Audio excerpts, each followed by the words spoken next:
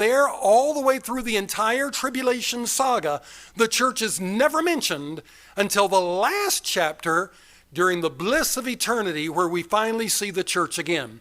Now, if throughout this 7-year war, the church is supposed to be the devil's target and the bridegroom's love, then for us to not appear anywhere in the entire story is an epic omission.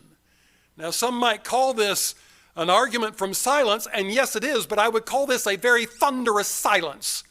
The fact that we're not there anywhere. We were before, we are again after, but nowhere in between is the church mentioned. I think that's a very thunderous silence. Third, the imminent return of Christ.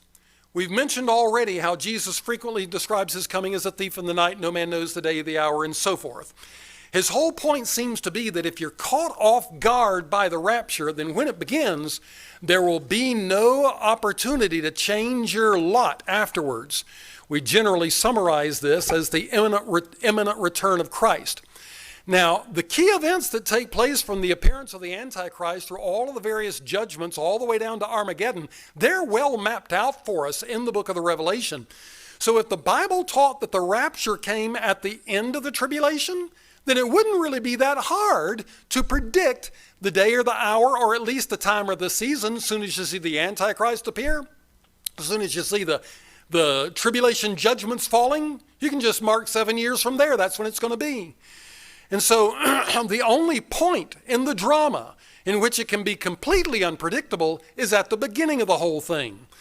Now, when people do start seeing the many signs of the sun darkening and the moon turning red and the stars falling from heaven and so forth, and then they can know that the day of his glorious appearing in power is at hand, and every eye shall see him as he goes forth against the Antichrist at Armageddon, and he rescues Jerusalem and sets up his kingdom.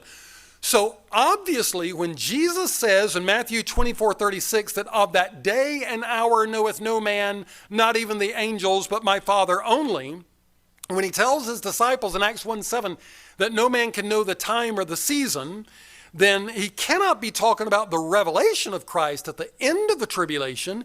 He's talking about when his second coming unexpectedly begins at the rapture. Anyone who's been putting off salvation by that point is left behind a foolish virgin with no oil.